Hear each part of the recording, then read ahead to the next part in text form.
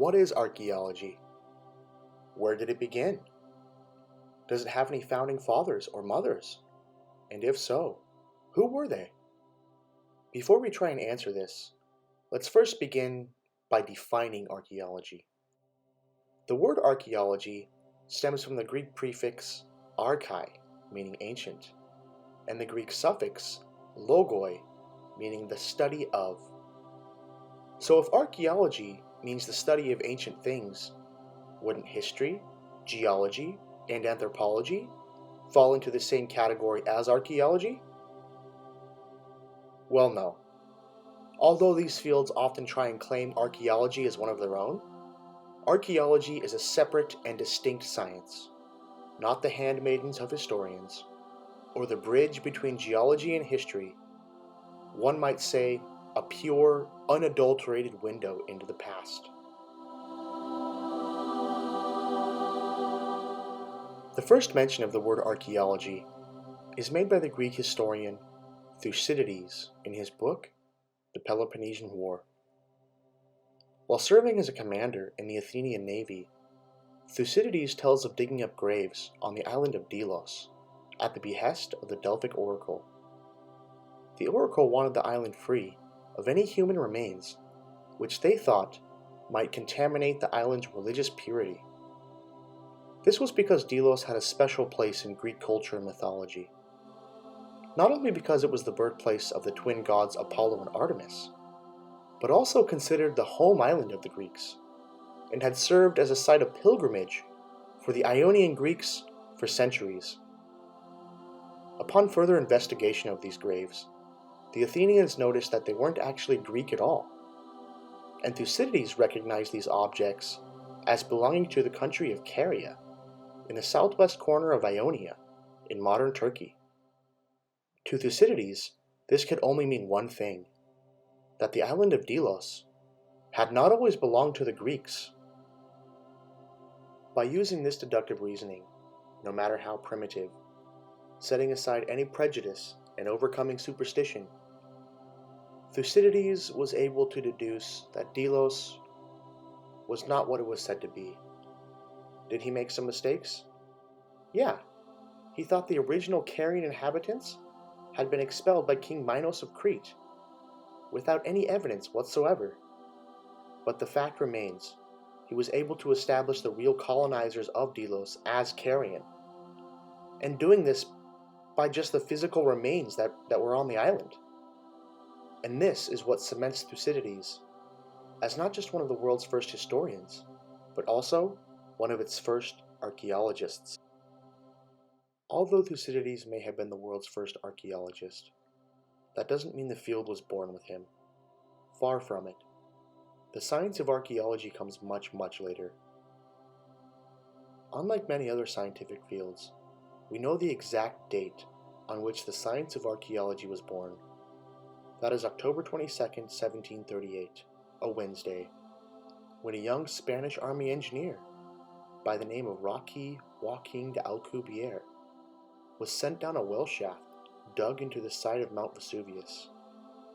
This shaft, said to have had colored marbles at the bottom, which had been providing the aristocracy of Europe with authentic, well-preserved palace decor for nearly 2 decades. He did this at the behest of Maria Amalia of Saxony, the queen consort of Naples. Maria Amalia's father, Augustus III of Poland, an antiquarian himself, had in his possession several colored marbles, said to have been taken from this very well. Maria, mesmerized by the marbles, which decorated her father's palace when she was a child, was determined to explore the well and bring to light whatever she found. She would set aside money from the royal coffers for the preservation and storage of what was found, going so far as to empty the Portici Palace to serve as a repository for the artifacts. She didn't just hire anybody to dig, but military engineers who she knew would do things in a scientific and rational way, recording and transcribing what was found in great detail. Every week, Alcubierre would compile a list of all the artifacts on the site, statues, frescoes, inscriptions, and send them off to the king. This is what makes Alcubierre so special. Not only did he do just this, but he did it in such a way that over 100 years later, another archaeologist by the name of Giuseppe Fiorelli, another trailblazer and founding figure in archaeology, would use these notes to put together an essential 3-volume set detailing these early excavations of the site. Just a few days after the initial excavations, 65 feet down the well, Alcubierre found a statue of Hercules. Knowing Amalia would be elated to know of such a tremendous find, he hurried and dug the statue out of the volcanic ash, and that very same night, assembled it outside the window of the king. And something inside me makes me think that this was a sincere thank you to the king and queen for their generosity in sponsoring these digs. Alcubierre, falling ill from spending so much time in the wells dug in Herculaneum, passed the torch to a man named Karl Weber. Weber was a Swiss military engineer who proved to be even more of a genius than Alcubierre. By the time Weber joined the dig team, the site at Pompeii was also being excavated. And unlike Alcubierre and Maria Amalia, Weber was not just interested in things like frescoes, statues, and inscriptions, but the buildings and the context in which the artifacts had been found. As an example, Weber's excavations were so thorough and tedious that he was even able to make out grapevines that had once adorned the sidewalks. He had even found a mound of flour sitting on a tabletop. Just imagine the amount of skill and patience it must have taken to excavate such material. Continuing the work of Alcubierre at Herculaneum, Weber and his team stumbled across a circular platform overlooking the Bay of Naples. This platform was encrusted with a beautiful black and white marble mosaic, and at one end of the platform there was a path. The platform was of such exquisite beauty and quality that Weber knew whatever lay at the end of the path would probably be more significant. Slowly excavating the path, Weber and his team came across a villa.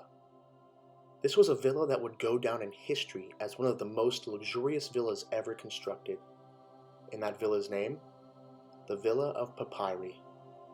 The Villa of Pompeii was an astonishing find, and it set the 18th century world abuzz.